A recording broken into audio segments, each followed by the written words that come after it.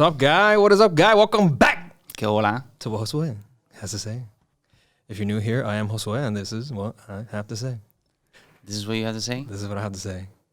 Today's episode is about Miami comedy, guy. Miami comedy. And who better to assist me on this than one of the OG social media influencers when it comes to comedy? Señor Mete de un culo, Mr. Red. Que hola. What's up, guy? How you been? Chilling, bro. Doing a lot. Yeah? Trying to stay busy. Trying to stay busy. Busy keeps you out of trouble. It does. Pero ahora tienes familia, brother. Ya se acabó la jodera. Yeah, bro. I got the chamac. My daddy daycare all day. The Jamax. And then, yeah, bro, I try to work around it. Do what I can. Bro, so you are clearly, you got a huge following. You've been at this for a while. Like I said, you're one of the OG influencers. Before TikTok was a thing, before started off on Instagram when it wasn't even that popular on Instagram.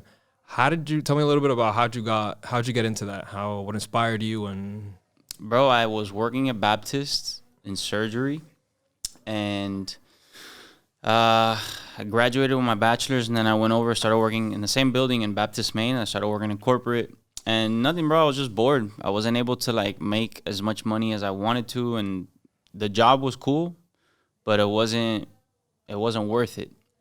So nothing. I got on. Everybody had social media, like Instagram. I think I had my original Instagram account when it came out, like in 2012, and I always had it. And I started following people that were like funny. Like when I first got on it, the people that were on there were the Viners, the original Viner guys. Vine. So it was like the Logan Paul, Jake Paul, and then my favorite guy, which was King Batch, and then his whole clique, which is like Rudy Mancuso, Anwar, Adam Wahid, all the big crew. It was like 20 of them. And I think I followed them for a long time, bro. And I found myself like one day, I remember it was not one day, it was like weeks, months, that I was just literally hitting up all their pages and just scrolling through their entire feed. Like analyzing it? No, like just laughing at everything they were doing. So when I caught myself doing that, I was like, damn, bro, this shit's funny. And then I was like, nothing, like it didn't occur to me, right? And then something happened where I had a group chat with some friends, and I started making videos of me just like ranting on, like they would talk about their weekends, and I started ranting on their weekends. And then one of the guys in the group was like, oh, bro, post it on social media. And I was like, no, bro, like I'm not going to do that. And then he's like, post it, bro, like for like 2 weeks. And then I finally did it. And then after I did it, I was like, all right, bro, it went well. And I was like, all right, let me try it again. And I did it again, and it started going good. And then that got played out. Like in the beginning, that started to get played out, and I was like, all right, I gotta switch it up. So then I started doing like the skits. I started doing like the different things. It took like a year for me to create like the Yudi character, because I was gonna get into that. Yeah. Yeah, I created her because I couldn't find anybody. I couldn't find the female that would like do or act like or say what I would want her to say. So you just decided to make it yourself. Yeah. So I was like, oh no, I'll do it. I was like, what I gotta do, bro? Like I gotta get a wig, and I was like, nah, wig is too like. That's too boring. Like everybody, like no. So I was like, let me put underwear on my head, and then for earrings, I was like ear clips, palabinga. I think hair clips. I think the hair clips were the iconic fucking trait, man. Yeah. That's what got everybody. I got people DMing me now pictures of hair clips from like Target and shit, and they're like, your brand should be here. But not that's how that started, and then nothing, bro. I rode the wave. Like I just kept going with it. I hit a plateau at one point. It was when my wife and I had our son, and then I took a break. I took a break. I just dedicated myself to being a father, and then it was good. Like it was well needed, because there was a time there, bro, where like I just kept posting, and like nothing would happen. So I took a break, and then yeah, bro, like. And it makes it fun for you again. Like you miss it, right? It does. It brings it back, like all the new things that have happened, like. Taking a break, it gives you a chance to like, sit back and analyze like everything that's going on. So yeah, I wouldn't say it makes it fun again, but it helps you get creative again, because there gets to a point where if you're just creative, you get like sort of like narrow vision, tunnel visioned, and it could be good and it could be bad, because it could be like tunnel vision where you don't change, and then if it you don't change like your style, so you don't diversify yourself, so it becomes repetitive. So nothing. That's where I was at, and then the break helped me out. You mentioned Vine earlier, and I want to get to TikTok, but a little later. Vine was the original fucking TikTok. It was, Think bro. about it, bro. And I never was on it. Me neither, but it was amazing. I loved Vine. 6 seconds. It was amazing. It's insane, bro. Like it's crazy. And then, bro, when I first started on Instagram, it was 15-second clips. Oh, that's right. And then they were like, "Oh, we're gonna give you 30 now." And then it got to 30, and then they were like, "Oh, 1 minute." And then IGTV, and then like everything popped off. But when I first started, it was 15 seconds. So I had to cram like a whole bunch of shit, a whole story into 15 seconds. That's good though, because it gets you in that mindset. You know what I mean? Which is hard. It helps you cut out a lot of fat. Yeah. So that's how it was in the beginning. So it was tough, bro. And then when they started giving you more time, it was good and bad, because sometimes more time meant like cagate, yeah, you would fuck it up. Yeah. But that's how it was in the beginning, bro. Shit was crazy. I loved Vine, bro. Miami wise, the two guys that I remember from Vine was that it's Kevin, a little kid. It's Kev, it's Kev, or some shit. Un niñito. Now he's an adult now, and Fireman Gooch. Okay. Those are the two guys that I remember like off the bat, like being like the creatives there on Vine. On Vine, yeah. Because Instagram wasn't big. The first person I remember on Instagram is you, to be honest. Like I don't remember before you anybody like locally doing that. Yeah, no, I never was on Vine. After like Instagram and everything popped off, I remember I would go into Vine to like go see like King Batch and these guys from LA. I would go and see the stuff that they would post and the stuff that they would create. And those guys, bro, let me tell you, bro, it was 6 seconds. Bro, those guys were making like little mini movies in like it's crazy, dog. Like what they were able to do with 6 seconds. Yeah.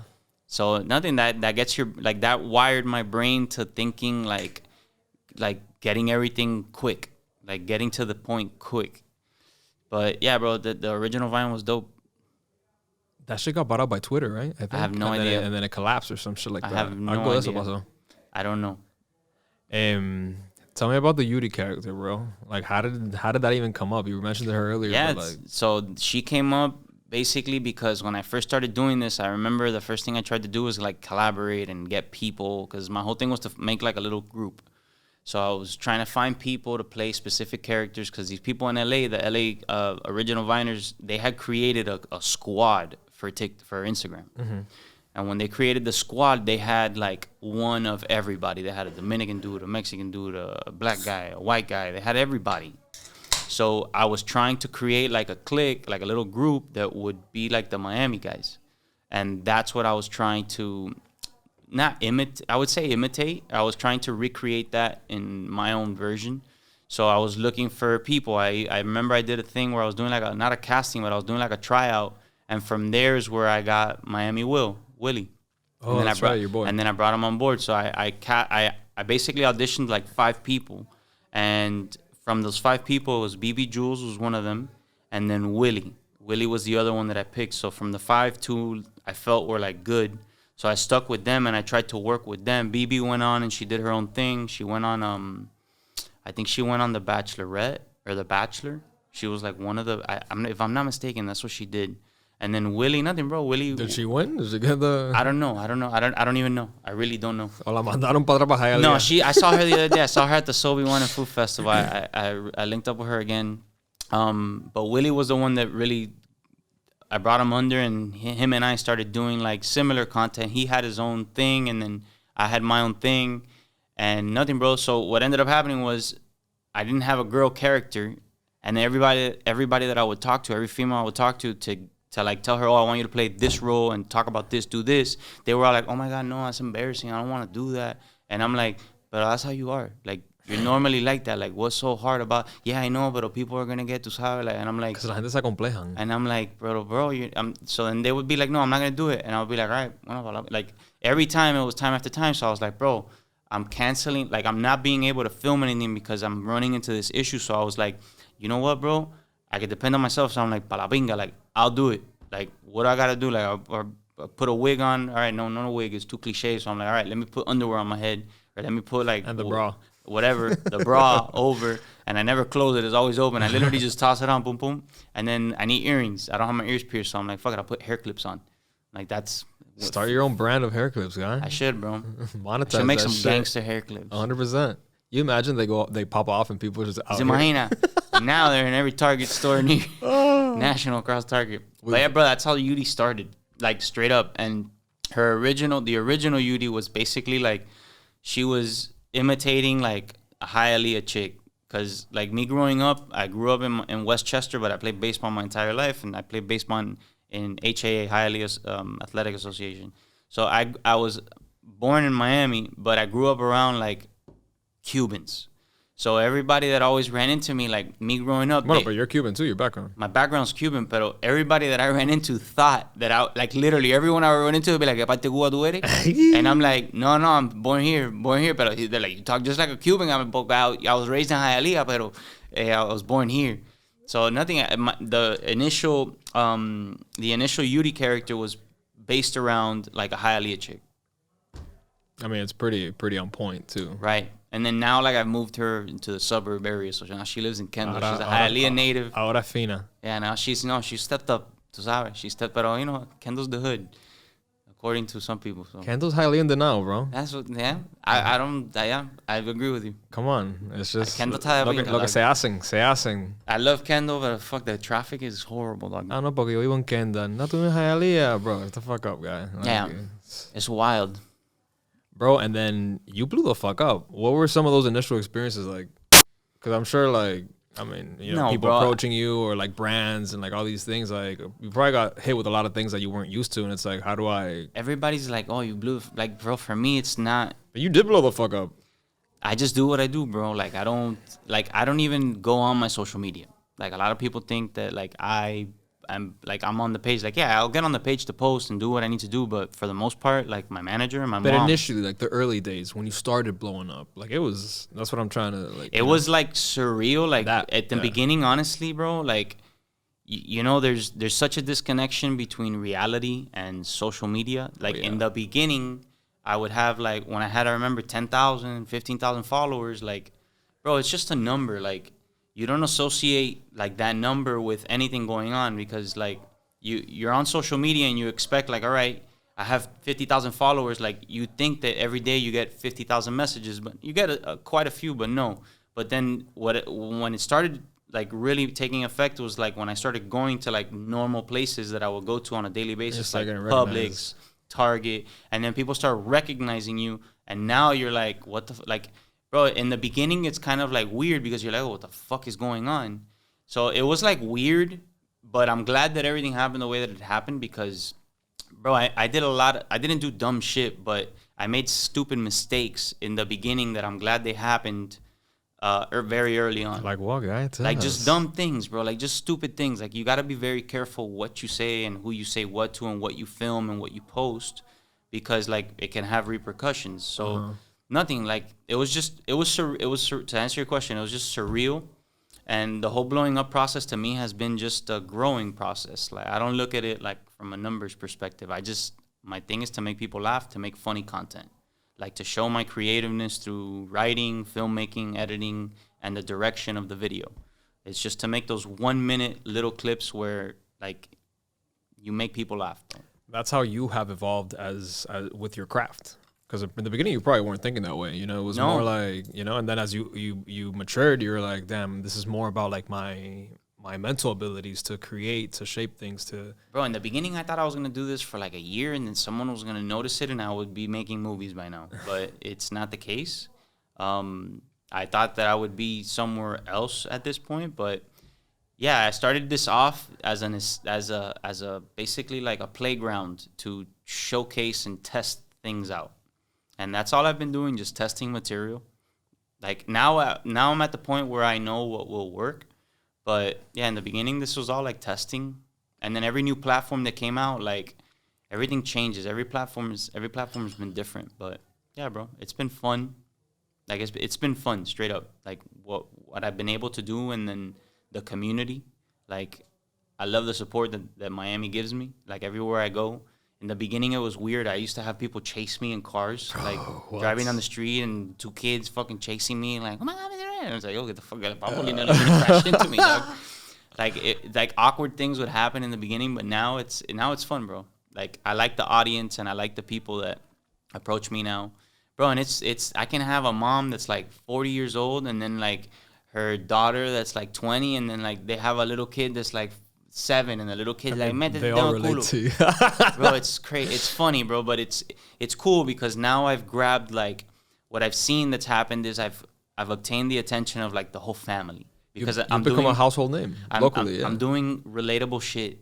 I'm doing shit that I grew up with, like shit that I experienced, things that I went through. So I guess it's relatable to a lot of people. 100%. It's Miami, bro. How do you think the scene has changed from when you started to now?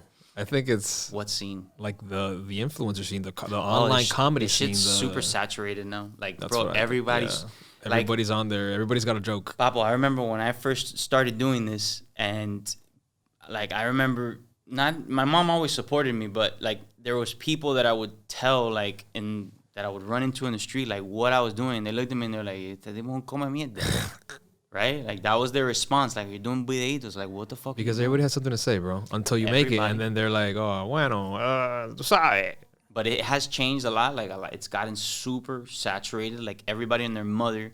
First, it started off, everybody wanted to be a YouTuber. And then everybody wanted to be an influencer.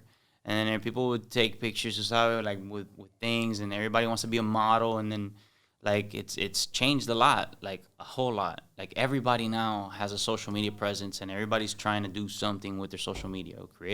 Whether, create funny shit or just create content in general. And everybody has their own thing, bro. Like, what works for me may not work for you, and what works for you doesn't work for Angel. But, yeah. But everybody's got their own thing, and trust me, like, if you find that thing, like, you'll figure something out. Like, straight up, everybody's got their own thing. It's that sauce, like tapping into your own sauce. Yeah, tapping into what works for you and the audience that follows you. Have you had any weird run-ins with people, like for example, I have a fraction of your following, but I've had some weird shit happen to me, like outside. I was at the South Point Park a couple weeks ago with a friend of mine, and some guy that follows me, he sent me a picture. I've never met this guy. Of you? Of me. Like from far away. Yeah, that's happened to me. And I'm like, and he's like, oh, we're just watching one of my favorite influencers. And I'm like, bro, do you realize how creepy this is? And then he's like, oh, no, I guess not. And I'm like, just come up to me and say, what's up? Like, that's more like, you know what I mean? He was like, oh, no, I just left. Yeah. Like, bro, you just made it even fucking creepier. They have pena, though. And I was with a girl, and I'm like, oh, look. And she's like, bro, what the fuck? Yeah, that's happened to me a ton of times. I remember one time I was on my way to my in-laws, and I'm driving. My wife is with me. My son's in the back seat. And I'm driving, and whatever. I get to my in-laws' house, and I open up my phone, and I'm like, real quick, I checked my DMs real quick. And somebody had sent me a video, and when I clicked the video, it's a video of me driving down Kendall. And it's like, I show it to my wife, and my wife is like, what the fuck? She's like, what is that? And I'm like, I don't fucking know. It's like unofficial paparazzis, bro. Like, you're there fucking and then I'll be at Target, like, with my wife, and I'm in the deodorant now, looking at deodorant, and I'm looking at my wife, and I'm like, oh, babe, look, the deodorant doesn't have aluminum. And then from the background, you hear, like, métete dedo en el culo. And I turn around, and I'm like, what the fuck? Like, I don't even see anybody. And my wife is like, do you know them? I'm like, who the fuck said that? Like, where did that come from? Like, it starts to happen more and more, bro. Like, the bigger you grow, the more shit starts to happen to you. Yeah. I've had all types of run-ins, bro. I've had people tell me some stupid shit, I guess trying to catch, like, a reaction from me, and I'm already at the point where I don't even react, bro. That's something I was going to ask next, like, bad interactions with people, because a veces la gente just want to joder. Be like, oh, look, como pinga este, let me go fuck up his day up. You know what I mean? So most people that see me on social, like, they think that I am that person, like, 24/7. Yeah, a cartoon character, bro. Like, I could be that person, but, bro, it takes a lot of energy, like, out of me. I know exactly what you're talking about. I'm a very chill guy. Like, I'm a homebody. I don't even leave my house. But, yeah, I've had all types of run-ins, and the best way to do it is just be neutral. Yo me hago como mierda. Straight up. I've had people tell me all types of shit, and I'm like, huh? No me diga, from where? De allá? No, I don't know that guy. Like, you just rub it off, bro. Like, you have to. You're gonna be out here fucking diciendo algo a todo mundo. Like, you don't have to talk to everybody, bro. Like, you don't need to give everybody your time. Like, honestly, I give my fans my time, the people that are genuine. I've had people that approach me, bro, and they say what's up to me in the weirdest fucking manner, and it's like, they oh, say something funny, and it's like, I'm not a clown. Like, I don't know what you want me to do, bro. Dance, monkey dance. So what's worked now lately is ever since I dropped the song, Métete dedo en el culo, like, now when people are like, oh, say something funny, I'm like, Métete dedo en el culo. Straight up. Bro, I've had people, randomly run up to me like, "Oh, look, it's my mom," and I'm like, "Hi." Like through FaceTime? Yeah, bro. And I'm like there, like whatever, doing some shopping. Somebody runs up behind me like, "Oh, look, it's my mom. Say what's up." And I'm like, "Hey, hi." I'm like, I look at the guy and I'm like, "Who are you? ¿Cómo tú estás? ¿Cómo está la cosa?" But oye, what's up, bro? Do I know you? No, métete en el culo, dale, bye. Like, bro, what are you gonna do, bro? Like, that's a strange life, bro. Bro, it's weird. It's gotten weird. Like it was weird. Like it's not like that much. It's not like that anymore. Like it'll happen every now and then. But in the beginning, it was just like that. Like people just coming up to me, like repeating something that I would say in a video or whatever, and it was just awkward. Like real awkward confrontations, like introductions. Like I don't know you. ¿Cómo tú estás? Like people stop me now, and I'm like, "How are you?" Yeah, like a normal human being. Pleasure to meet you. Like I try to like deflect by just being genuine. Like, yeah, human to human interaction. Like it's not. It's weird, bro. It's weird, bro. There's weird, there's weird people out there. There's weird fucking people out there. There's weird people. But on the flip side of that coin, there's some cool ass people that I don't know about you, but I've made like connection. I mean, I've never met them, but like people out here that really support you and really like they like kind of ride for you, man. Like they. I don't want to call them fans, but I guess they are like fans. Like they support everything you do, and they like. Yeah. Like there's good people too, not just like. Yeah, there's good and bad, bro. Yeah. And everything there's good and bad. Yeah. I've like I was mentioning earlier, I love the audience, the community that I have now. I've managed to captivate like the attention of mom, dad, son, sister, brother, like the whole family now. Like now I have people messaging me like that they share their videos with their entire family, with their grandmother, bro. And it's like it's cool now because now I have like the attention. Like now I have what I was trying to attain from the beginning. Like I said in the beginning, you make silly mistakes. Like the type of content that I would make in the beginning was very generalized towards like, it was very, very like narrow-minded towards like young couples. And now I'm making content that's about like family. So it was different. It's also the progression of your own life. Right. Right. So with the content that I was making in the beginning, what you put out is what you attract. So I was attracting like the youth, the very juvenile, like minded individual, and it was cool. Like and like you said, you grow, and now that I've grown, I've been able to attract like the viewers and the fans that family. Yeah, the fans that I want, which they're a cool audience to have. Yeah. Because it's very supportive and more mature and not as like you said, 100%. juvenile and immature and all that shit. And I mean, all the other ones grew up too. They got their own families. Eventually, hopefully they've grown up. Yeah, hopefully. Some, not all. Yeah. Bro, so I seen you. I've been peeping you, Doug. And I seen your sold out shows, your stand up. Been doing it. Tell me about that transition, bro. Oh, so that must have been fucking terrible in the beginning because I can't imagine. Yeah, no. So I never cared to do stand up. Let me leave this open. I'll drink water now. So the whole thing with stand-up was basically, I got into stand-up the minute COVID happened. So when COVID happened, a lot of the brands started pulling out money from marketing. So like instead of, like I did a lot of work for like Pollo Tropical and a lot of local brands. I had a restaurant that I worked with for a long time with Boca House. And when COVID occurred, these people stopped spending money on marketing. So my manager and I were like, bro, what do we do now? Like there's nothing to do. And then I basically was like, bro, I know something that we could do. But I don't want to do it because that's not what I want to do. Like that's not where I saw myself or in the direction that I wanted to go. But it was the only thing available. So I was like, we could try stand up. And bro, we tried stand up. And from the very beginning, we've sold out every single show since I started in 2021 of January 4th was like my first show ever. And bro, it's been a blessing in disguise. Like now I've taken a liking to it. I've taken a liking to the whole stand-up, the art of it. You didn't struggle with the transition from behind the camera to on stage? No. Those are two different. No, man. It's just, there's no different. Oh my God. I mean, you've seen me film. Like, I freeze up sometimes. Like, I'm just like, and I can't imagine being on a stage, bro. There's no difference. A full room looking at you, like. There's no difference. You have a set and you're there. You got a story to tell. And yeah, but what if they don't laugh? And then you're like, oh, fuck, I'm tanking this shit. Here's the thing, right? Like, I remember when I first started, there's a guy that I did a show one time with. His name is Dom from Have Nots. And the one thing he told me, he's like, you don't have to worry about, like, them not laughing. Because, number one, like, if you were, like, a cold comedian and you were in New York and you were at a comedy club and you were like, oh, my God, I want to do 5 minutes, well, you better be worried. Because those people in New York, they have no idea who the fuck you are. They have no idea like what you're gonna say, and your shit has to relate to them, to an audience that you have no idea about. It's a different demographic. Right. But these people that are coming to your stand-ups, he's like, yo, these people, like, they're paying because they want to see you.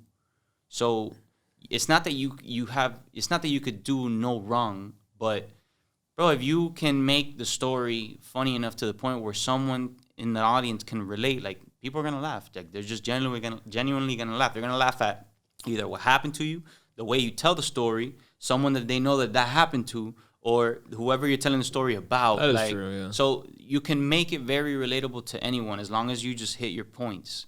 So, yeah, in the beginning, bro, don't get me wrong, I still get nerve-wracked, like, when it's time to do a show. Because the other thing, too, is every show that I've done a different show. So it's a lot of material that you got to come up with. And in the beginning, when I started, bro, I was doing 2-hour sets.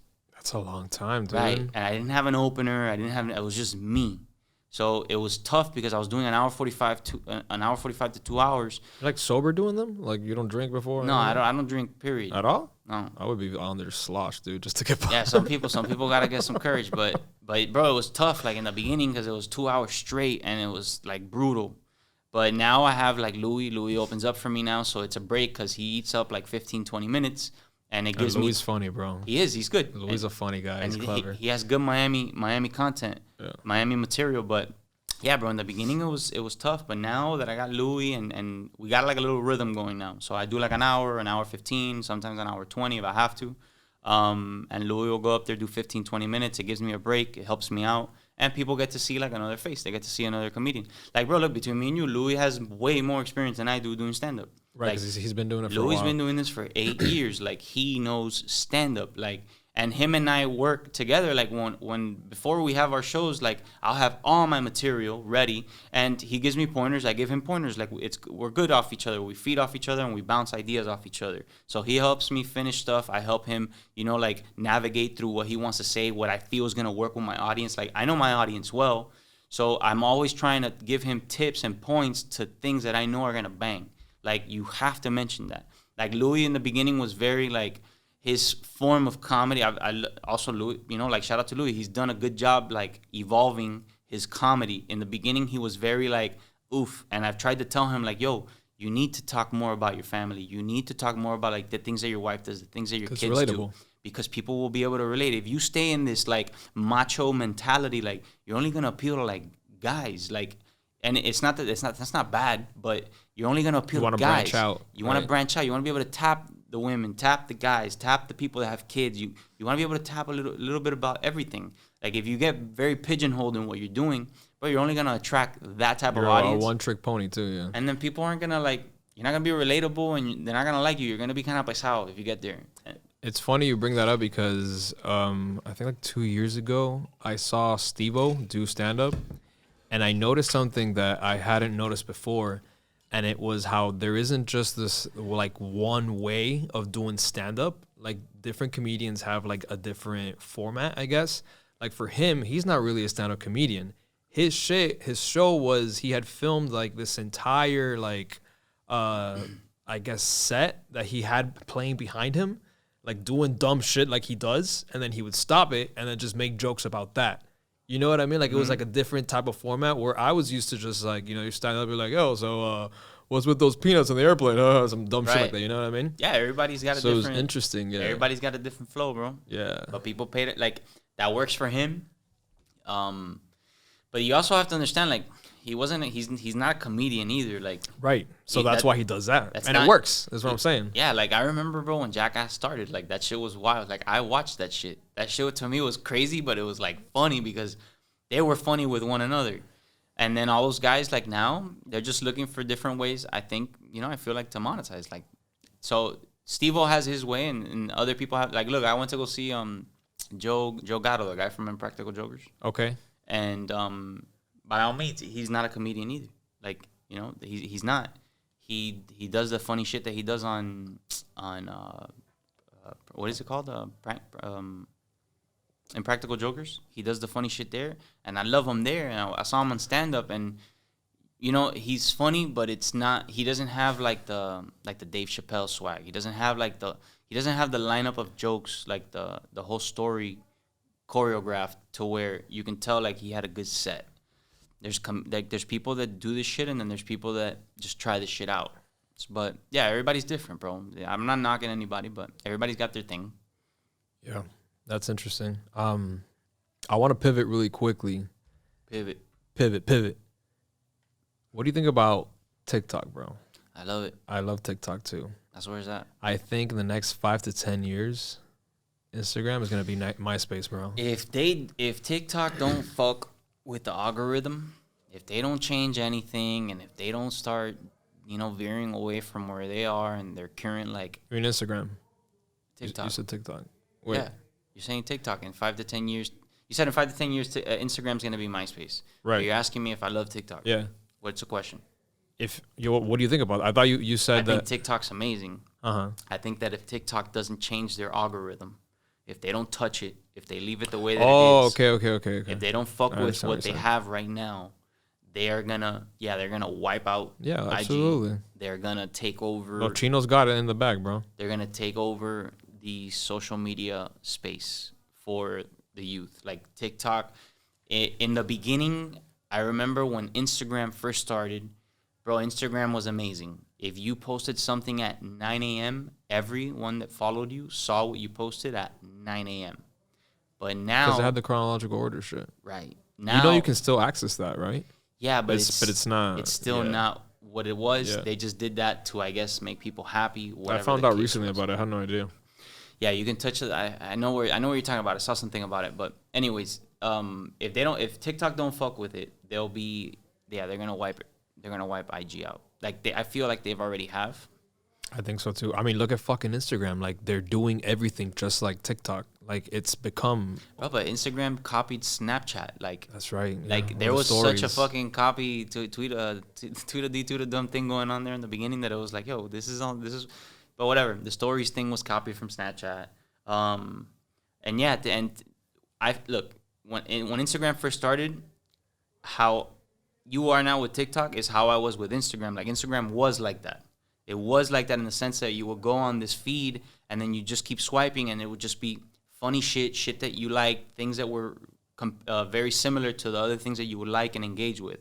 And TikTok has been like that from the get-go and hasn't changed. So if they can keep that going, there is no end to it. Like, people are going to get on it. The other good thing about TikTok, like, bro, I was on IG since 2017. And from 2017 to like 2020, I was able to amass 150,000 followers, maybe 130,000. It took me 2 years. Bro, I was on TikTok for 1 year. I got it right after the first year of COVID is when I opened up TikTok in 2021. In 1 year, I surpassed my Instagram following. And in 2 years, I've tripled my Instagram following. Because the algorithm's so good, man. You post one video, and one video will get 1 million, 2 million, 3 million views. And it's like, I've never had those numbers on Instagram. So I think that TikTok is just staying true to the algorithm. Like, as long as they don't change that, yeah, their Instagram won't be I don't around. think they will, man. Like, they know what they got is gold. You know what I mean? They'd be stupid to... Yeah, but at the end of the day, like, I don't know, bro. I mean, now they have stories. It's above our pay grade. Did you notice? Yeah, they added it. Now they have stories, which I don't see the value in that, really. It works. It works. The cool thing about the stories, too, is that they show up on your feed. They show up on your main feed, and it says story. So people can access the stories, and it still gets attention. Like, if someone lands on your page, they can see your stories. So I think it's just engaging in a different manner. Like, the algorithm for TikTok is where it's at. Like, I like it. It definitely has a way of like showing your content to people that are gonna fuck with it. Like, it knows it's like, all right, like, based on, I don't fucking know, like, their past likes, like, this guy's really like, and you find those people find you. Their shit works. I've seen videos of people like breaking down the algorithm and stuff, and it's just nuts, bro. Like, the algorithm that they use is the true algorithm. It's what Instagram used to be. So like, the way it works is they show your video to a specific number of percentage of people in your following. And then if that video breaks the threshold, then they open up the percentage and they open it up to public. And then if it continues to break threshold, they keep putting it in people's faces. They just continue spreading it. That's the way it functions. So what their job is they want people's eyeballs on the platform. Mm-hmm. So if they know that your video's worked on X amount of percentage of people, odds are it's going to work on these other people. So yeah, that's how the algorithm works. The more shares, comments it has, the better it gets spread. That's how it is. That's how it is. I love it, dude. I love it. And even your own algorithm, like you're flipping through it, and it's like it knows your fucking brain. Like it's almost like it predicts shit for you, man. Yeah. You're like, bro, this is fucking creepy. My shit now. Everything on my feed is golf. Get the fuck out. Yeah, because I love golf, so everything is golf related. Where do you golf? Everywhere, bro. I go everywhere I can. Really? But in Miami, like I go to the Trumpelan, Miccosukee. I go to Shula's, which is now Miami Lakes. Changed the name. That's right. Changed the name of it. I go everywhere. You went to the Biltmore one? I have not tried that place out. No, I don't have a hookup there yet. When I get a hookup, Bueno, guys, come on, get a hookup for Mr. Red, guys. Anybody got a hookup at the Biltmore? I used to know a guy there that worked in like the pool area, but he's not there anymore. That pool's nice as fuck. I've been there. It's super beautiful. dope. Bro, that place is haunted, bro. That place is creepy. That place is creepy. The hotel's creepy. You know what's funny? In I think it was like 2011 or 2010, I knew this lady that she was like a producer type of thing, and they were doing something with Simon Rex. Do you know who that is? Sounds very familiar. He's like a comedian. Like he's an actor, comedian, whatever. Okay. And I think it was like a music video at the time, and they rented out I think it was the Al Capone suite. They have like a suite where the Al Capone's bodyguard got killed, whatever the fuck. But I was an extra. But since I knew the lady, she was paying me well, and they were shooting in the morning. She was like, "Look, just stay over. We got suites to spend whatever." It's the only hotel with a 13th floor. Guess where I stayed? 13th floor. On the 13th fucking floor, bro. Yo estaba ahí cagado, bro. I would have not gone. What floor? What? 13? No, mijita, me quedo aquí en la piscina, chill. Yeah, but yo me quería hacer. I'm like, oh, yeah, whatever. Yeah. Bro, I walked up in that bitch. That shit was creepy as fuck, dog. Yeah, that hotel's weird. I did a tour there with the guy, with Eddie, the guy that used to be the manager there. Bro, and he took me to where they harbored all the people that were like sick. Right, because it used to be a whole infirmary. You're right, for the war. He took me to the infirmary, bro, and I was walking through there, and it was just weird, dog. Like you get the vibe. Yeah, I walked in there and I was like, nah, like we can get out of here now if you want to. Bro, you leave that place and you have to get like un pomo de agua bendita and cascarilla. You gotta do the despojo when you walk out of there. Yeah, but that place was a super dope place. That golf course is nice. I haven't played it. It's dope, yeah. So what's next for Mr. Red Guy? What are you working on? What are you working on right now? And then what's the vision? Well, I just got a movie approved for Netflix that I wrote as a writer. Good shit. I'm not gonna be in it, but I wrote it, and it's getting picked up. I'm already in the. I can't talk about it, what it's about exactly, because I've signed NDAs. But you heard it here first, guys. I just did finish writing a film that it will be released on Netflix. I'll most likely post about it once I drop it and all that. Like my credits will be there. Remember, I'm doing AT&T commercial that I fly out for next week. And we're in LA? No, I'm gonna be in Minnesota. Okay. And just staying busy, bro. I got a couple brands that I work with like DoorDash and that I'm helping on creative side. I'm doing more than just like influencing. I'm talking with like the corporate side to see if there's more that we can do besides just creating content. Helping them from a creative standpoint. And what else is going on, bro? A lot, bro. There's a lot. I do a lot of things. Like I just try to keep myself busy as long as it's something creative, whether it's filming, creating content, editing, writing. Like I try to do every single aspect of like the production cycle, like so that I can keep myself well-rounded in every part. What I love to do the most is I like writing and directing, but I'm not there yet. Like to do that, like you gotta put in work. So that's the vision. Yeah, the end goal, bro. Like I look up a lot to these people that I've seen do it in the past. Like there's people that transition, like Will Smith. I don't think Will Smith's directed much per se, like as much as like a Mark Wahlberg has. So like if you I didn't even know Mark Wahlberg directed. Yeah, bro. So these people, most of them all start off like with the same career path. Like they all started the same. So like Will Smith was a rapper. His rapper name was The Fresh Prince, and it was him and Jazz, like the guy that's always yeah. It was him. They were the duo. They were like yin yang twins, all right. And he was a rapper, and he did very well in the beginning, and then he got signed by a label, dropped an album, and the album tanked. So from there, he then broke out, and he was at a party one day, and bro, he got the opportunity to basically like audition live at the party. It was do or die, right? It was like on the spot, like, yo, I'm here. What the fuck? I got audition right now. And it's like, yeah, it's now or never. So he got the audition, and then that's how he got the Fresh Prince.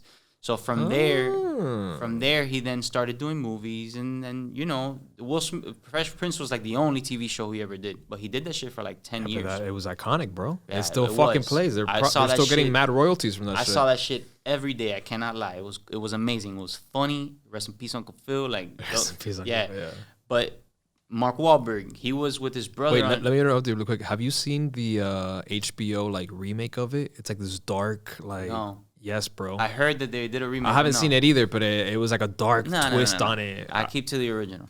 But like someone like Mark Wahlberg started with his brother with Johnny on New Kids on the Block, and then from there he became a model. From a model, he then got his first audition, started doing movies, and then started producing, started directing. Marky Mark, yeah. Yeah, he hates that, by the way. Does he? He hates being called Marky Mark because that's from Dirk. Boogie Nights. That was his nickname back then, bro. Yeah, but he hates it. He talks about it. He hates it. That's but anyways, yeah, Marky Mark. But yeah, bro, these people transition and they grow through the process and they start to see what they like. Like I know at the end of the day, like what I'm gonna enjoy doing is like directing, writing, and if I have to, bro, I'll act in the scenes. Like someone that does that a lot is Peter Berg. He does a lot of Mark Wahlberg's films. And if no one is capable of doing the role or if they're having issues, whatever, he'll jump in. He fills in and does it. Because as a director, like like what the mood needs to be what in. You expect, right? Yeah, you know what needs to happen, and if the actor can't hit it or whatever, like you do it. But yeah, like I like directing. I love editing. Like I like every part of it. I learned to like love like little things, because bro, if something is filmed horrible, but you're good at editing, you can make magic happen. It's true, man. So much of it relies on the editing. Yeah, but then if the editing is horrible and the acting is great, La cagaste. no, now they compensate each other in some essence. Yeah, pero la puedes cagar también. Pero la puedes cagar. But the editing could be mediocre if the acting is on point. The acting can be mediocre if the editing is fire. Point. So they sort of all it's a perfect marriage. So nothing. I've learned to like love every part of the process. And the writing is awesome. Like that's what I really enjoy doing because it's my me time. Like silence. I just start typing, bro, and you get into fantasy world, bro. And it's therapeutic. You create whatever you see in your head. So it's like, to me, that's dope. You know, it's funny you mentioned that because when I started my shit, when I was a kid, I was super creative. I would draw. I even got accepted to like these magnet schools for like art and all this shit. But I never did anything with it. And I went to middle school and I wanted to be cool and all that shit goes out the bag. And when I started my shit, I started with the intent of doing what I'm doing right now, but then I started integrating like a little comedy in it because comedy is what gets you going around. You know, people like to share stuff like that, your name around. And in the beginning, I would struggle because I'd be like, damn, I used to be creative, but I'm not creative anymore. I'm just not a creative person. So I'm going to struggle with this. And as I started creating, poquito a poquito, I found myself getting more and more creative again. And what I was telling a friend of mine is that it's not, people say, oh, I'm not a creative person. That's not true. It's like a muscle, man. You got to start practicing that shit and it starts growing. Yeah. And I don't know, I was mind blown by that realization. You know what I mean? I thought it was just like you're either a creative person or you're not. And that's not the case. It's just something you practice and you just grow at. Yeah. 100%, dog. Like I was the opposite. Like as a child, I drew and I did all that, but I was never like, I don't think I was creative. I was always though like a prankster, like un jodedor. But that's a form of creativity too. Yeah, you could say that. Think about it. I was always like un jodedor, bro. Inventando. I would be a chamaco, dog. I remember 5, 6, 7 years old, and I would tie like a string to the door, and the string would like wrap around, pacata, and on the end of the string I would put a spider, and then that spider would be hanging over the door. So then if my grandma, my mom, or whoever opened the door, the spider would sort of like just drop and land on them. Y la vieja se cagaba. Yeah, bro. I was always inventando, doing things like that, like jodiendo with people. But I didn't study any of this shit. Like I learned how to do all this editing, everything, like watching YouTube videos and self-taught. And just practicing, like myself, filming myself and learning from trial and error. It's a mixture of talent and the effort, like wanting to do it. You know, when you want to do something, you just pick it up quicker. It's not, you don't got to struggle at it. Like school, I hated school, though. There was nothing interesting. Me too, like bro. That shit for me was like, no, it wasn't a waste of time, bro. But it was like, what de pinga. It was mostly a waste of time. Like it really was. I've learned more from YouTube in the last 5 years than I've learned from the 18 years that I went to school for. Miami-Dade education system, ladies and Sir. gentlemen. Straight up. It's true. I can't. Besides, obviously, reading, writing, and basic math. Everything after that, bro, yo no me acuerdo de nada. Like, And I'm not even shitting on the educational system. I'm being serious. Like, bro, what they taught me, like in school, like I remember when I was studying to be like a physician assistant, like, bro, I was doing things that it's like, you don't need to do this. Like, why do I need to know like trigonometry if all I'm gonna do is like give you Tylenol? Like, for what? Like, I'm not gonna fucking build a rocket ship. Like, what's going on here? Like, I'm not the guy programming the computer to build the model for the spaceship. No. So it was just like, I think it was like overkill, right? Like what they teach you, they want to like try to like break you. I feel bullshit. like, yeah. But anyways, YouTube, I feel like for me, YouTube University was like, where's that? YouTube University. You could literally find whatever you want to learn by filmed and done by 500 people that have already gone through all the mistakes so that you don't have to go through them. Straight up. Like, if you want to learn the craft, whatever it is, like, honestly, like, shout out, like, straight up, YouTube's done that. I was having this conversation with somebody recently, and it was about that same shit. And it's, if you're not learning or doing something in 2022, es porque tú no quieres. Because everyone literally, if you have internet service, and I think 99% of anybody, at least in America, does. Couple Starbucks free Wi-Fi. There you go, bro. Oh, no, 100%. Like, you laugh, but it's true. Like, you have all the tools for free in front of you. Si no lo estás haciendo, es porque no lo quieres. You don't want it bad Straight enough. up. That's all it is. And bro, you know, Miami's full of a lot of different characters. But one thing I've noticed by a lot of people, and as you grow and you doing, like, you got into this how long ago? A year and 3 months, maybe. All right. When you got into this, like, there was other people around you that were like, "Oh, I tried to do that podcast thing, but you know, I should do it." You have all different types of people, and those, like, there's, I don't know who in their right mind thinks that they're gonna do one thing, and that one thing that they do is like the golden egg, and it just, like, that's it. You're viral and you're at Will Smith level. You gotta keep at it. Like, no, bro, it doesn't work that way. And don't get me wrong, like, in the beginning, when I started doing content, like, I wasn't discouraged that way, but I did think like that. I always thought like, oh, this is going to be the video that now is going to help me break out from having to continue making like these little 15-second videos. 'Cause I want to do TV shows. I want to do movies. And brother, here we are. It's been 5 years and like no difference, like really no difference. But what I've noticed is that every video gets you closer to whoever it is that needs to see you. Amen. So my thing now is just like, yo, just keep creating, keep being me. Like, and that's something that my mom taught me, bro. My mom is like, just don't stop being who you are. And that's it, bro. Like, straight up, just keep at it. That's what I can tell everybody. When you're your most authentic fucking self, you attract the right things in your life. Facts. 110%. 100%. Two phrases that I've heard recently and I love. It's fail fast, which is amazing. Because you're going to learn fast. And get comfortable with being uncomfortable. Yeah, put yourself in weird situations. Yep. Straight up. And that's something that I'm bad at. Because I don't, it's not that I like think being, anybody's good at it, bro. Like, that's why it's uncomfortable. Yeah, it's not that I don't like being in an uncomfortable situation. I'm just bad at it because I'm very closed off. Like, I don't give myself opportunities to be put into like new scenarios. I'm very closed off. I like doing what I like doing, and I like just continue. Like, if it was up to me, I would be locked up in my crib all day filming videos. Like, if it was up to me, but I don't have the time, bro. I got my son, my wife. Like, you got family, life. Like, there's things, right? But if it was up to me, I would be locked up in my crib just filming videos all day, 24/7, nonstop, idea after idea after idea after idea. So that if I want to go on vacation, I have 30 videos to choose from, and I could take a 30-day vacation. I don't have to worry about 30 days. I have like a storage. A video bank, yeah. Right. Like, that's what I want to get at. And it's just tough, bro. It is tough. It's fucking hard. Like, it's hard. People think that it's not, but it is, man. And my wife it's sometimes... time-consuming. It is, bro. And my wife sometimes, like, she doesn't bitch at me, bro. But at the same... she does, like... Creativity is not something that you can put a time limit on. Yeah. It's not like you can tell someone, like... Yo, you have from, like, my wife will bitch. She'll be like, oh, you have from 6 to 7 to do something. And it's like, yo, but what if I'm not creative? Like, what if I'm not in the creative mindset at 6 p.m.?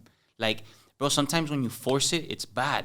Yep. So a lot of the times too, creativity, bro, is like a spur of the moment thing. It's like whenever you're in the mood, whenever it occurs. Or sometimes it comes like lightning, bro. You never get that. It's just like, oh it shit, happens. I just thought about this. Sometimes I'll be at home sitting down. My wife's like, "What are you doing?" I'm like, "I gotta go film a video right now." Like I said, se me ocurrió. Yeah. I gotta go do it. Yeah. But it's a spur of the moment thing. You can't put a time limit on creativity. You can't put a cap on it. Like you can't. The worst thing to do is tell somebody like, "Yo, we need an idea from you in 24 hours." Like, no, bro. Like you don't do that. Like you gotta let creativity do its thing. Because the longer you give it, the more natural you let it be, the better it's gonna be. If you force it and you put a time limit on it, you're gonna end up with like a fucked up commercial. You can't force things, bro. You can't. Before we wrap up, one last thing. Hola. Any chamaquito trying to follow in similar footsteps, what is your advice, guy? As a veterano, what is your advice to the chamacs? Bro, like when I was a chamac doing this, I did things that related to chamacs. So you want to grab the attention of people that are like your age demographic. So, bro, stick to it, bro. Develop a concept, develop a character, and start putting that character in different situations, straight up. And you always give that character a problem, bro. And you don't quit. The hardest thing is to not quit because. Yep. Like I remember I posted a video and one video will get 50,000 views, and then I remember posting another video and the video will get 4,000 views, and it was like, what the fuck?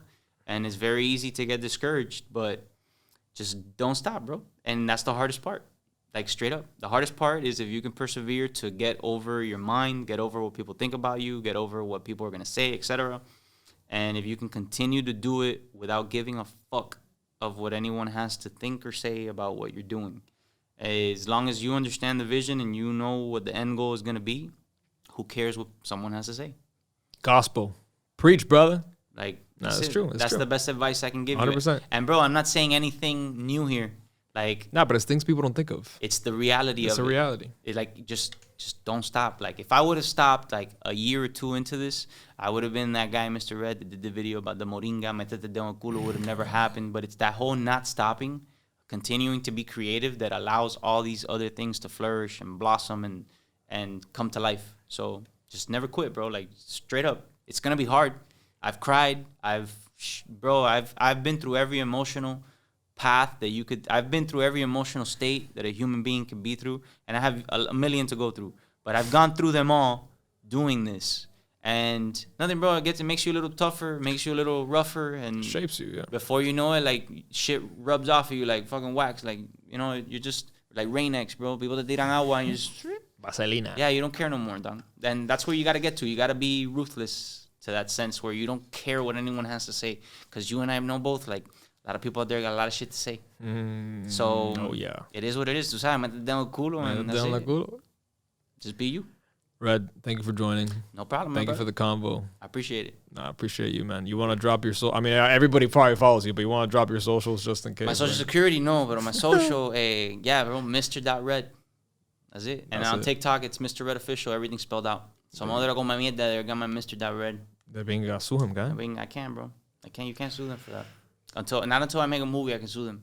Really? Yeah, una como mierdería. Because I don't own a company that does. It's a bunch of bullshit. Bueno, that's all the time we got for today, guys. Thank you for joining. Please like, subscribe, share, do all the things. Yes, sir. And as always, no se meta con nadie para que nadie se la meta. There you go. Have a good one. That's a word.